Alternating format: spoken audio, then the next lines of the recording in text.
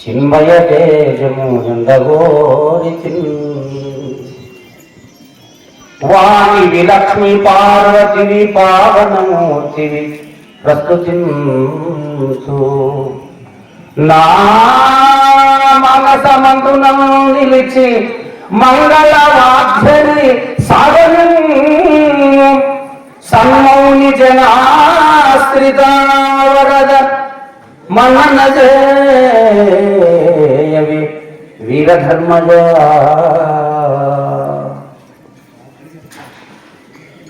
శ్రీకాంతో మాతులో యస్య జననీ సర్వమంగళ జనకా శంకరో దేవో తం వందే కుంజరాననం.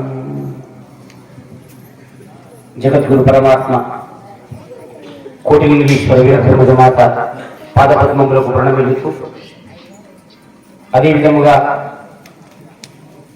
అమ్మవారి యొక్క ఆజ్ఞానుసారంగా ఈ బృహత్ కార్యక్రమాన్ని భుజస్కంధములపైన వేసుకొని అమ్మదయతో ఈ ఆశ్రమాన్ని ముందుకు నడుపుతున్నటువంటి శివయ్యనారాయణ గారికి కూడా నేను ప్రణామాలు అర్పిస్తూ అమ్మ యొక్క సేవలను అందుకొని మీరందరూ కూడా పునీతులైనటువంటి అమ్మలు, అయ్యలు, అక్కలు, పెద్దలు, చిన్నలకు అందరూ కూడా శరణు శరణార్థి తెలియజేస్తూ, భక్తులారా, ఈ రోజున నిరాకార అవతారోత్సవ పండుగ. ఇది అవతారోత్సవము అన్నటువంటి మాట నాన్నగారు ఏర్పాటు చేయడం ఎందువరకు జరిగింది అంటే, అమ్మవారు సాకారములో నుండి లింగంలో నిర్వికల్ప సమాధిలోకి వెళ్ళిన తర్వాత అమ్మగారు వెళ్ళేటప్పుడు చెప్పడం జరిగింది. ఏమని అంటే, నాన్న, నేను వచ్చినటువంటి సంకల్పం ఏదైతే ఉన్నదో అహింసా పరమో ధర్మ అనే ధర్మాన్ని మీరు ఎంతవరకు ప్రయత్నం చేసినారో అది కొంతవరకు మాత్రమే అది సాధింపబడింది. సంపూర్ణంగా సాధించాలని అనుకుంటే నేను ఈ శరీరంతో, అంటే పరమాత్ముడు ఇచ్చినటువంటి ఈ శరీరం ఏదైతే ఉన్నదో ఇది దేనికైనా క్షణికమే, ఇది అశాశ్వతమైనటువంటిదే. నేను ఎప్పుడు భూమ్యాకాశాలు నిండి ఉంటా, నిరాకార స్వరూపములో ఉండి పంచభూతాలలో నేను ఏకమై అహింసా ధర్మాన్ని నేను కాపాడుతానని చెప్పడానికి వెళ్ళినటువంటి అవతారోత్సవమే నిరాకార అవతారోత్సవము. దీనికి నామకరణం అది జరిగింది. అవతారోత్సవం అంటే ఏమనుకుంటున్నారు చాలా మంది అంటే, అవతరించుట అంటే ఏమని అర్థం అంటే దివి నుండి భూమికి రావడము అని అంటారు. దివి నుండి భూమికి రావడము అంటే అది సాకారాన్ని కాదు, నిరాకార తత్వంలో అమ్మవారు నిండి ఉన్నారు ఇప్పుడు. కాబట్టి ఇప్పుడు మీరు ఎక్కడ పడితే అక్కడ మధ్యమాంసములను వదిలిపెట్టి తనుమన ధర్ములను గురువుకు అర్పితం చేసి, ఏ మానవులైతే ఓం శ్రీ వీరధర్మజ పరబ్రహ్మణే నమః అని మనసును లగ్నము చేసి, నీవు ఇంటి దగ్గర ఉన్నా, నీవు చేను దగ్గర ఉన్నా, నీవు ఎక్కడ ఏ అడవి మధ్యలో ఉన్నా, నీవు చెట్టు నీడలో ఉన్నా, ఎక్కడ ఉన్నా కూడా ఒక్కసారి మనసుతో స్మరించినంత మాత్రమే దర్శనమివ్వగలిగినటువంటి దేవత కోటిలింగేశ్వర వీరధర్మజ మాత. అది నిరాకారమైనటువంటి స్వరూపానికి ఉన్నటువంటి మహిమ. అందుగురించే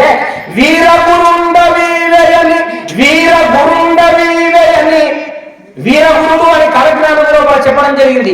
వీరగురుండవీవయని వేదము వల్కెను సాంద్ర సింధులో, వీరగురుండవీవయని వేదము వల్కెను సాంద్ర సింధులో అని చెప్పడం జరిగింది. అంటే వీరగురుడు అనేటటువంటి మాట అందులోపల ఉన్నది. కాబట్టి వీరత్వముతో ధర్మాన్ని కాపాడడానికి వచ్చినటువంటి అవతారం. ఏ కోరికలేమి లేక మేము గొలిచిన వారికి, ఏ కోరికలేమి లేక మేము గొలిచిన వారికి ముక్తినిచ్చే సాకార నిరామయ మేము సన్నుతి చేసి వీరధర్మజ అని అద్భుతమైనటువంటి పద్యాన్ని నా దగ్గర అమ్మవారు రాయించడం జరిగింది. అంటే వీర సాంద్రసింధు అనేటటువంటి వేదం ఉన్నది. ఒకసారి అమ్మగారి దగ్గరికి మేము వెళ్ళినాము, నాన్నగారు కూడా ముందున్నారు. అమ్మన్నది, నాయన వేదములేమి అని అడిగితే 4 వేదములు అని అంటే, నాయన ఇంకొక వేదం కూడా ఉన్నది అని అంటే మేమందరం తలదించుకున్నాం. అప్పుడు అమ్మగారు అన్నారు, మాకు అర్థం కాలేదు. ఇంకో వేదం అని అంటే, అదే మహాభారతానికి కూడా ఉన్నది, మేము పడితరం కాబట్టి పంచమ వేదం అని అంటారు కదమ్మా అని అంటే, అది కాదు నాయన, గూఢార్థం ఇంకొకటి ఉన్నది. ఏమి అంటే అమ్మ చెప్పింది, సాంద్ర సింధు వేదం అని చెప్పడం జరిగింది. ఏ వేదము? సాంద్ర సింధు వేదం. ఆ సాంద్ర సింధు వేదం అంటే ఏంటో మాకు అర్థం కాలే. తర్వాత మేము బాగా పరిశీలన చేయగా అప్పుడు అర్థమైంది ఏంటంటే, బ్రహ్మం గారు కాలజ్ఞానం ఏదైతే రాసినారో రాసినటువంటి కాలజ్ఞానానికి సాంద్ర సింధు వేదం అనేటటువంటి పేరు ఉన్నది. అది తర్వాత నాకు అర్థమైంది అమ్మగారు చెప్పిన తర్వాత. అందుగురించే అమ్మవారి యొక్క ప్రస్తావన వీరధర్మజ ఉద్భవము భక్తి ప్రదం, భక్తి జన్మసేవ్యం భక్తి ప్రదం ప్రయాణ మాధవం యానగుంది అని కాలజ్ఞానము లోపల పంచమాశ్వాసము లోపల చెప్పడం జరిగింది. ఎవరైతే భక్తితో మోక్షాన్ని కోరుకునే వాళ్ళు ఎవరైతే ఉంటారో తప్పనిసరిగా ఏ కాశీ వెళ్ళినా, ఏ ప్రయాణం వెళ్ళినా, ఎక్కడికి వెళ్ళినా కూడా మోక్షం అనేటువంటిది మీకు లభించదు. ఎప్పుడైతే సూర్యనంది క్షేత్రానికి ఎవరైతే వెళ్తారో భక్తితో వెళ్ళడము అంటే ఏదో రుద్రాక్ష మాలలు వేసుకొని వెళ్ళడము, ఏదో నామాలు పెట్టుకొని వెళ్ళడము భక్తితో వెళ్ళడం కాదు. ఏ మానవుడైతే మద్యమాంసాలు వదిలిపెట్టి యానగుందె గుట్టకు ఎవరైతే చేరుకుంటారో అటువంటి వారికి జ్ఞానం ఇచ్చేటటువంటి పరదేవత కోటిలింగేశ్వర వీరబ్రహ్మ. ఇది ఈ సూర్యనందికి ఉన్నటువంటి ప్రత్యేకత. ఇది తెలియక అందరూ కూడా ఏం చేసుకుంటున్నారంటే, అదే యానగుందకు రావడం లేదు, ఇంత అవతారోత్సవాలు అయ్యింది, దాదాపుగా అంత కొడితే ఒక 1000 మంది కూడా లేరు అని చెప్పి మనం అందరం అనుకుంటూ ఉన్నాము. కానీ గుర్తుపెట్టుకోండి, ఇక్కడికి రావాలని అనుకుంటే వాడికి పూర్వజన్మ పుణ్యం ఉండాలి. ఇక్కడికి రావాలని అనుకుంటే వాడు గత జన్మలో చేసుకున్నటువంటి పాపాలని పరిహారమై ఉండాలి. ఇక్కడికి ఈ గుట్టపైకి ఎక్కి అమ్మను దర్శనం చేసుకోవాలని అనుకుంటే వాడు జన్మలలో చేసినటువంటి ఆ పుణ్యపు రాసి పోగైతేనే గాని ఈ గుట్టకు రాగలడు, అమ్మ దర్శనం చేసుకోగలడు అని మీ అందరూ కూడా నేను తెలియజేస్తూ ఉన్నాను. అది గొప్పైనటువంటి విషయం. అందుగురించే ఒక మాట నేను చెప్పడం జరిగింది. పరమ దయానిధే పతిత పావన సద్గురు లింగమూర్తి, పరమ దయానిధే పతిత పావన సద్గురు లింగమూర్తి, శ్రీకర శుభయోగ లౌకిక వికార విదూర మహాప్రభావ, ఈ ధరణిని సూర్యనామిగిరి ధామ నిరంజన నీ పురాణ సచ్చరితము సర్వోషతము సర్వజనీనము వీరధర్మజ అని అమ్మవారి యొక్క పురాణం 18 పురాణాలు ఉండవచ్చుగాక, 4 వేదములు ఉండవచ్చుగాక, 108 ఉపనిషత్తులు ఉండవచ్చుగాక. కానీ అమ్మగారి యొక్క పురాణ ఘాత అది ఎటువంటిదంటే సార్వభౌషణము, సార్వజనీయము, అడవకరమైనటువంటి సిద్ధిని పొందినటువంటి క్షేత్రము ఏది అంటే ఈ భూమండలం లోపల ఒక్క సూర్యనంది క్షేత్రమే అని చెప్పి సభాముఖంగా నేను అమ్మవారి దయతో మీ అందరూ కూడా నేను తెలియజేసుకుంటున్నాను అని మీ అందరికీ తెలియజేసుకుంటూ ఉన్నాను.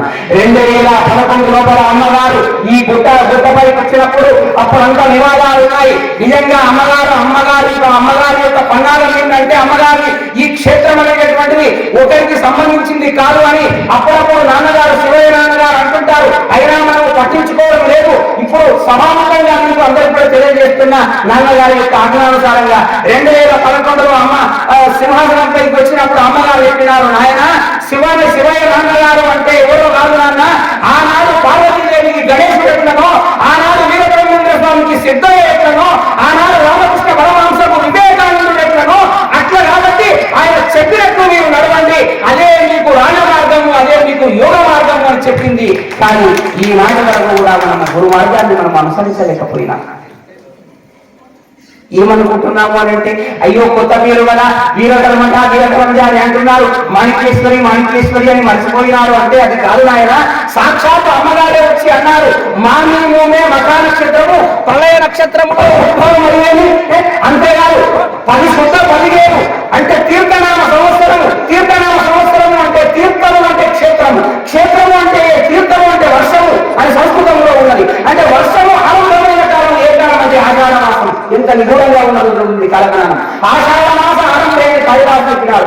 ఆషాఢ మాసంలో శుద్ధ 15 అంటే గురు పౌర్ణిమ రోజున మేము మధ్యమ జన్మలో ఉద్భవం అయ్యేది అని అన్నాడు. అంటే అది బ్రాహ్మణ జన్మ కాదు, మరి అది క్షత్రియ జన్మ కాదు, మధ్యమ జన్మలో ఉద్భవం అవుతాను అని చెప్పినారు. అంటే మధ్యమ జన్మలో అమ్మవారు ఉద్భవమైనారు.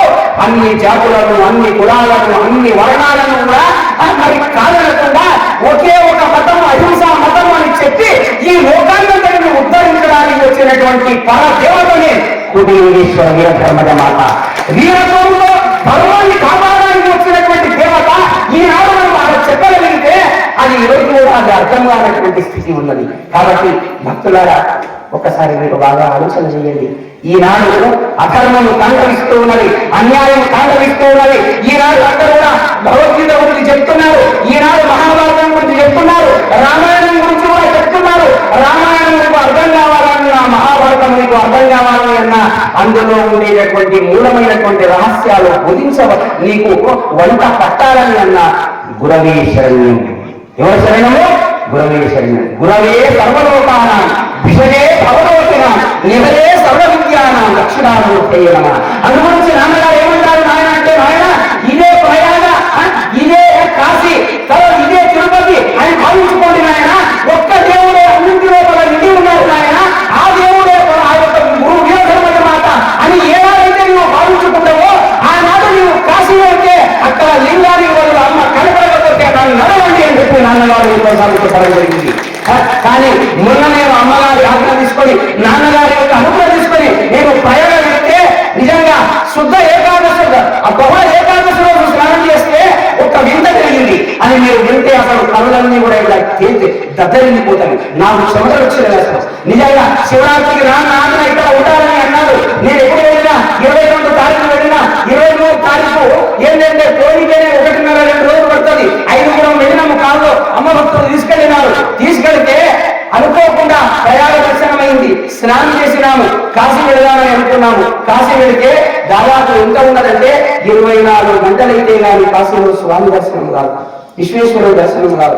అప్పుడు అనుకున్నాము గంగానదిలో స్నానం చేసినాము. అక్కడ చేసి అప్పుడు ఆ ముందు కాత దగ్గర ఒకసారి నమస్కారం చేసుకొని, తల్లి నీవే విశ్వేశ్వరుడు అయితే, ఒకవేళ నీవు విశ్వేశ్వరుడు నీవు ఒకటైతే ఇక నేను కడప దగ్గర నేను నమస్కారం పెట్టుకుంటున్నా, ఇక నేను వెళతానమ్మా అని చెప్పి ఒకసారి తల ఇలా తాకించి మేమిద్దరం ఇట్లా వెళ్ళి ఇలా పక్కన తిరుగుతున్నామో లేదో ఒక అజానుబాబు కాషాయ వస్త్రాలు వేసుకొని ఉన్నాడు. గౌరయ్య ఎన్నింతమంది కానీ అని అన్నాడు. ఒక్కసారి కూడా నేను చూడలేదు. స్వచ్ఛంగా చెప్తున్నా, నిజంగా ఇది ఒక్క రోజు కూడా నేను ఆయన చూడలేదు. ఎన్నింతమంది అమౌంతమంది నిన్న ఉపన్యాసం నా చెల్లిని ఇలా బాగా దర్శనం చేయక అంటే బాగా దర్శనం చెప్పు ఏ ఇష్టమంది తిరిగి అంటే 5 మంది ఉన్నాం, నీ ఒకరికైతే ఇప్పిస్తాను అన్నాడు. సరే కూడమని ఉన్నాం. 5 మందిని తీసుకెళ్ళిండు. ఎట్లా తీసుకెళ్ళిండో తెలియదు. అది ఏం చిత్రము వారిని అన్నపూర్ణేశ్వరి గుడి పక్కన వరకు వెళ్ళి ఆ లైన్ లోపల మధ్యలోకి వెళ్ళి వాళ్ళ మాట్లాడిండు.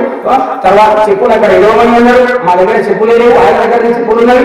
ఆజాను బాబు బ్రహ్మాండమైనటువంటి జటాజటం ఉన్నది. అసలు విచిత్రం అనిపిస్తూ ఉన్నది. అక్కడి వరకు వెళ్ళి అన్నపూర్ణేశ్వరి దగ్గర మమ్మల్ని విడిచి మళ్ళా పక్కకు చూస్తే ఏమీ లేడు. అద్భుతమైన దర్శనం అరగంట లోపల జరిగింది. మా ఏమి లేదో అమ్మాయి, ఏమి లేదో అమ్మాయి మీరు ఆలోచన చేయండి. అంటే గురువు యొక్క శక్తి అనేటువంటిది ఎంత గొప్పది అంటే అది అనంతమైనటువంటి శక్తి. గురువుల నిగు మార్గము నిగూఢమనంతము ధాత్రిలో గురువుల నిగు మార్గము నిగూఢమనంతము ధాత్రిలోపలం నరవరులైన వారని నామము నమ్మిన వారు ధన్యులే. ఎంత అద్భుతంగా చెప్పినాడు. ఓ పరమాత్మ, ఓ గురుదేవా, నీ యొక్క మార్గం అనేటువంటిది అతిరాశ్యమైనదయా. మహాప్రభువులు రావాలట. నరవరులైన వారిని నామము నమ్మిన వారు ధన్యులే. అరినరులైన శ్రీ గురువుని మహాత్మము, అరినరులైన శ్రీ గురువుని మహాత్మ్యము గానరు వింతగానే నా తరమము నొక్కో, నా తరమము నొక్కో నిన్ను కూడా, నా తరమము నొక్కో నిన్ను కూడా శ్రీ గురు వీరధర్మయ్య అని చివరి 118వ పద్యాన్ని మా అమ్మవారికి నేను నివేదించుకున్నాను. అమ్మగారు 105 పద్యాలు చదివితే నాన్నగారు ఏమన్నారు అంటే, నాయన 108 కాదు 118 చేయి నాయన. అమ్మ నిర్వికల్ప సమాధిలో శాఖ నిరాకార అవతారోత్సవాలు జరుగుతున్నవి కదా, మరి అమ్మవారి యొక్క పోయిన తర్వాత అందరూ అమ్మగారు వెళ్ళినారు కదా అని అందరూ కూడా నిరుత్సాహపడుతుంటే ఇంకా 6 పద్యాలు ఎక్కువ చేయమని చెప్పి 118 పద్యాలు రాయడం జరిగింది. మరి ఇది ఏమి లీలలు, అసలు అర్థమైనటువంటి లీలలు అమ్మవారి యొక్క లీలలు. నిజంగా ఇప్పుడు సాక్షాత్తు నాన్నగారిని కూడా ఆలోచన చేయండి. ఈనాడు ఏ ట్రస్ట్ సభ్యులు కానీ, ఏ విధమైనటువంటి భక్తులు కానీ, కొత్త భక్తులు మొన్న మహాశివరాత్రి రోజు ఎట్లా వచ్చినారు అంటే లక్షలాది మంది భక్తులు వచ్చినారు. ఒక్కసారి 12-1 గంటలు ఎవరు లేరు, 10 గంటల కూడా ఏ భక్తులు లేరు. కానీ 1 గంటకు చూస్తే అటు 5 కిలో కిలోమీటర్లు, ఇటు 5 కిలోమీటర్లు నిండుగా దర్శనం ఎట్లా ఉన్నదంటే సాక్షాత్తు అమ్మగారి దర్శనం అన్నట్లుగా ఉన్నది. వస్తున్నారు, దర్శనం తీసుకుంటున్నారు, వెళుతున్నారు. వారు హరపిస్తూ ఉంటే అమ్మవారు అద్భుతమైనటువంటి స్థితితో మరి దర్శనమిచ్చినటువంటి స్థితి అనేటటువంటిది కలిగింది. ఒక్క మాట చెప్పి నేను పూర్తి చేయడానికి నేను ప్రయత్నం చేస్తాను. ఏంటి అంటే ఒకసారి ఏం జరిగింది అంటే అమ్మవారి దగ్గరికి ఒక అచల పరిపూర్ణంతో కూడుకున్నటువంటి భక్తుడు వచ్చినాడు. ఆ భక్తుడు అమ్మవారిని నమ్మనటువంటి వాడు, సామాన్యమైనటువంటి కుటుంబంలో జన్మించినటువంటి వాడు. అయితే ఆయన వచ్చి అడిగినాడట, అమ్మ నా బిడ్డ ఉన్నది, ఎంత పెళ్లి చేసినా ఎంతమంది వచ్చినా కూడా పెళ్లి కాలేదమ్మా, ఎవరినైనా నేను చేసుకోని అని అంటున్నది. మరి నేను ఒకసారి దూరుకొని వస్తానమ్మా అంటే సరే మంచిది ఆయన తీసుకొని రావాలి. ఆ అమ్మాయిని తీసుకొని వచ్చినారు. స్వామి నాన్నగారు కూడా పక్కనే ఉన్నారు. ఆ అమ్మగారు చూసి అమ్మ నవ్వుకుంటూ ఏమన్నదట, అరే మీరు ఏ కులములకు సంబంధించిన వాళ్ళు అంటే మీరు ఒడ్డోడేమమ్మా, రాళ్ళు పెట్టుకోవడమమ్మా. అయితే రాళ్ళు పెట్టుకోవడం అంటే ఎంతో మంది ఉంటారు. గీటే మా పక్కనే గుట్ట ఉన్నది, ఒక గుట్ట. ఆ గుట్ట కాడ కోటిలింగ స్థాపన జరుగుతున్నది. ఆ ఏరియా యొక్క రాళ్ళు పెట్టి ఆయన మంచిగా మనుస్తాడు. ఆయన పిల్లగాడున్నాడు, మంచి 20 ఏళ్ళ పిల్లగాడున్నాడు. ఆ పిల్లలు చేసుకోరాదా, పిల్లగాడు నల్లగున్నాడు కానీ మంచివాడు అందరున్నాడు అని అన్నదట. అంటే ఆ పిల్లగాడట, నేను చాలా అందమైనటువంటి వాడిని చేసుకుంటా, అందమైన వాడిని కాదు బలమైన వాడిని చేసుకుంటా, అంతకంటే గొప్పవాడిని చేసుకుంటా అని అన్నదట. సరే నీ ఇష్టం పోమ్మా అన్నదట. అది అది పోయింది. పోయిన తర్వాత ఏం జరిగింది తెలిసిన, అప్పుడు ఆ అమ్మవారిని ప్రార్థన చేసుకుంటూ పోతే ఆ రోజు పౌర్ణమి చందమామ కనపడినాట. చందమామ కనపడితే అప్పుడు చంద్రుడిని అడిగిందట అని ఏమనంటే, ఓ చందమామ చందమామ, నీవు షోడశ కళలతో నీవు విరాజిల్లుతూ ఉన్నావు, నీ అంతా అంటారు ప్రపంచంలో ఎవరు లేరు, నిన్ను అందరూ మామా అని అంటారు, నీవు నాకు కూడా మామ కావాలి కదా, నేను అందమైన దాన్ని కదా, చేసుకో అని అన్నాడు. ఎవరిని చందమామని అడిగితే అప్పుడు చందమామ అన్నాడట, ఎవరికి ఆ పిల్లకన్నాడు, చందమామ నన్ను ఎందుకు అట్లా అంటున్నావు, నీవు నాలో ఉన్న చల్లదనాన్ని అందాన్ని చూస్తున్నావు కానీ నాకు 9 మంది భార్యలు ఉన్నారు. ఎంతమంది భార్యలు ఉన్నారు? 9 మంది భార్యలు ఉన్నారు. వాళ్ళనే నేను సరిగా చూసుకోవడం లేదు. నాలో కూడా ఒక మచ్చ ఉన్నది, ఆ మచ్చ నేను వెళ్ళడం లేదు. వద్దు, నేను బలవంతునేది కాదు, నేను ఎవరి వల్ల నేను ఈ వెలుగునంతా ఇస్తున్నా అంటే నేను సూర్యుని వలన ఇస్తున్నా, నాకంటే బలమైనటువంటి వాడు సూర్యుని దగ్గరకు అతను నేను చేసుకుంటాడు అని. ఈమె ఏం చేసిందంటే ఉదయం రాగానే సూర్యకిరణాలు వచ్చినాయి. ఆ సూర్యుడిని వెళ్ళి సూర్యదేవా నన్ను తెలియజేసుకోవాలి అంటే అప్పుడు సూర్యదేవుడు అన్నాడట, నా యొక్క విపరీతమైనటువంటి కాంతికి నా భార్య ఛాయాదేవే నన్ను విడిచిపెట్టి, తన నీడను విడిచిపెట్టి ఆమె వెళ్ళిపోయింది. నా అగ్ని ద్వారా నేనేం కట్టుకుంటావు, వద్దులే, నేను కూడా బలమైన వాడిని నీవు అనుకుంటున్నావేమో కానీ నేను బలమైనటువంటి వాడిని నేనేం కాదు. ఎవరు బలవంటే ఒక్క చిన్న మూఢం వస్తే ఏమైపోతానంటే నేను కనపడకుండా అయిపోతా. నాకంటే బలమైనది ఏంటంటే మూఢము, ఆ మేఘము ఉన్నదే, ఆ మేఘము బలమైనటువంటిది, దాన్ని రెడీ చేసుకోవాలి. అప్పుడే మేఘం అలా పోతూ ఉన్నది. ఓ మేఘమా ఇదిగో కాళిదాసు అన్నట్టుగా, ఓ మేఘమా నన్ను పెళ్లి చేసుకోవాలి అమ్మాయి అంటే అప్పుడు ఆ మేఘం అన్నదట, ఎందుకు నన్ను పెళ్లి చేసుకోవాలని నువ్వు అనుకుంటూ ఉన్నావు? అసలు నిజంగా చెప్పాలంటే నేను మేఘాన్నే కానీ నేను మేఘమైనటువంటి నేను ఆ వరదదేవుడు అనుగ్రహిస్తేనే నేను వర్షము నేను ఏర్పాటు చేస్తా, నాకంటే గొప్పవాడు వరదదేవుడు, ఆ వరదదేవుడిని పెళ్లి చేసుకుంటే మంచిది కదా అంటే అప్పుడు ఆ వరదదేవుడిని ప్రార్థన చేసే వరదదేవుడు అన్నాడట, పిచ్చిదానా, నేనేమి గొప్పవాడిని అని అనుకుంటున్నావు కదా, నేను గొప్ప వర్షం నేను కురిపిస్తా కానీ ఒక పేద కొండ ఉన్నది, ఆ కొండ పైన నేను ఎంత వర్షం కురిపించినా కూడా అక్కడ కొండ కింద ఉన్నటువంటి వాళ్ళు ఒక్క చినుకు కూడా వాడు, అది పెద్ద గుండు ఉన్నది. మరి నేను లోకమంతా వర్షాన్ని కురిపించిన కానీ ఆ గుండు మీద వర్షం కురిస్తే మాత్రం కింద ఉన్న వాళ్ళు పడవలేరు, నాకంటే గొప్ప ఎవరు అంటే ఆ గుండు అని అన్నాడట. ఏమన్నదట? ఆ పెద్ద గుండు అని అన్నాడట. అయితే భీమరా విచిత్రం ఇట్లనే పట్టుకొని చెప్పి ఆ గుండు దగ్గరికి వెళ్ళి, ఓ పర్వతమా మరి నన్ను పెళ్లి చేసుకుంటావా, నువ్వు బలమైన వాడమంట కదా, సూర్యదేవుడు అన్నాడు, మరి ఎవరు వరదేవుడు అన్నాడు అంటే అప్పుడు అది ఎంతట, అందమైన దాన్ని నా దగ్గర ఎందుకు వచ్చినావు, నాకంటే బలమైన వాడు ఎవరున్నాడు, ఇగో ఈ ఊరి లోపల ఒక ఉన్నాడు, ఒక నల్ల ఉంటాడు, వాడు వాళ్ళ చేతి లోపల ఏముంటుంది అన్నట్టు ఒక సుత్తే ఉంటుంది, తర్వాత ఒకటి శానం ఉంటుంది, వాడు అరగంటలో కూడా నన్ను కొడితే నేను ముక్కలు అయిపోతా, నిజం చెప్పాలంటే ఈ గుంపు కంటే ఎవరు గొప్ప అన్నట్టే, ఇగో వాడు ఉద్యోగే గొప్ప, వాడిని పెళ్లి చేసుకోవాలి. లాస్ట్కి వస్తే ఏం జరిగింది అని అంటే, అమ్మ ఎవరైతే చెప్పిందో వాళ్ళని మళ్ళీ వచ్చి పెళ్లి చేసుకున్న కదా ఖాళీ కట్టిందట. అంటే ఈ కథ నేను అమ్మ ఎందుకు చూపిస్తున్నది అని అంటే, అమ్మను నేను విడిచిపెట్టి, నాన్నగారి యొక్క ఆజ్ఞను నేను విడిచిపెట్టి ఏ దేవతల దగ్గరికి వెళ్ళినా, ఎక్కడికి వెళ్ళినా కూడా మళ్ళీ అమ్మవారు చెప్పినటువంటిది ఆ శక్తి ఏదైతే ఉన్నదో అమ్మవారి మనకు శరణు, అమ్మవారే మనకు దిక్కు, ఎవరు కూడా మనకు దిక్కు కాదు. ఒక్క గురువుల నుండి వచ్చినటువంటి మాట ఏదైతే ఉన్నదో అది ఎక్కడికి జరిగితేస్తుంది. మీరు బాగా గుర్తుపెట్టుకోండి. చిట్ట చివరకు ఏమి గతి పట్టింది అని అంటే, మళ్ళీ ఆ ఉండేవాళ్ళే పెళ్లి చేసుకొని ఆనందంగా జీవితం గడిపిందట. అలాగా మీరు ఎక్కడికి వెళ్ళినా, ఏ ప్రాంతానికి వెళ్ళినా అమ్మకు మించినటువంటి శక్తి ఈ ప్రపంచం లోపల ఎక్కడ లేదు.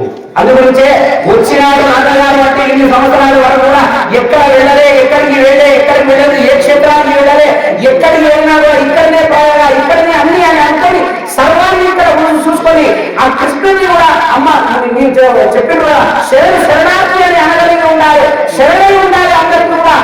అట్లా ఉండగలిగినటువంటి స్థితి ఎప్పుడైతే ఉంటుందో అప్పుడు గురుదేవుడు ఏం చేస్తారు, 33 కోట్ల దేవతలను దర్శనమిప్పించేటటువంటి శక్తి ఎక్కడున్నదంటే మన దేవతలో ఉన్నది, మన గురువు లోపల ఉన్నది అని చెప్పి మీ అందరికీ కూడా నేను తెలియజేస్తూ ఈ సదవకాశాన్ని ఇచ్చినటువంటి ఆ సద్గురుదేవుడైనటువంటి శివనాన్న గారికి నేను ఆత్మీయ ప్రణామాలను నేను అర్పిస్తూ, భక్తులారా మీ అందరిలో కూడా ఆత్మతత్వము, అమ్మవారి యొక్క అహింసతత్వము నిరీకృతమై ఉన్నది. మీ లోపల పరమాత్ముడు ఉన్నాడు. అది తెలుసుకోలేక మనం ఏం చేస్తున్నామంటే ఎక్కడెక్కడో మనం సంసారం చేస్తూ ఉన్నాం. ఇది వదిలిపెట్టండి. ఉన్న సద్గురుదేవుడిని మీరు వదిలిపెట్టకుండా వారి అజ్ఞానుసారంగా మీరు రాగలిగి ప్రతి పౌరులని కూడా ఇక్కడ జ్ఞానోపదేశం చేస్తున్నారు నాన్నగారు.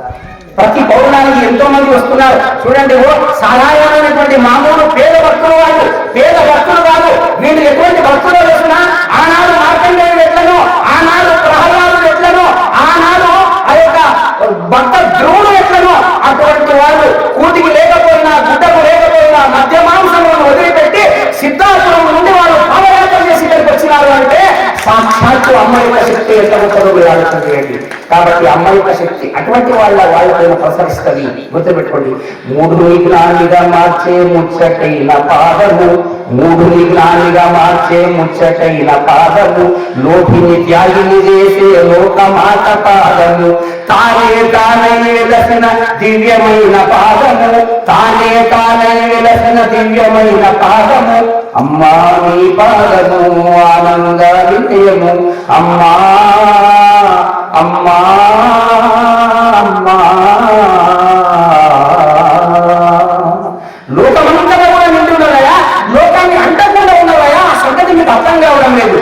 లోకములంతటా నిండున్నది, లోకములంతటా తానున్నది, లోకములంతటా నిండున్నది, వీరధరుమలై నిలుచున్నది, వీరధరుమలై నిలుచున్నది, విశ్వమంతయు తానైనది, పరవయలే తానైయున్నది, పరికించి చూచితే పరమన్నది, పరవయలే తానైయున్నది. జగద్గురు గోవిందేశ్వర ధర్మజ మాతా కీ జై.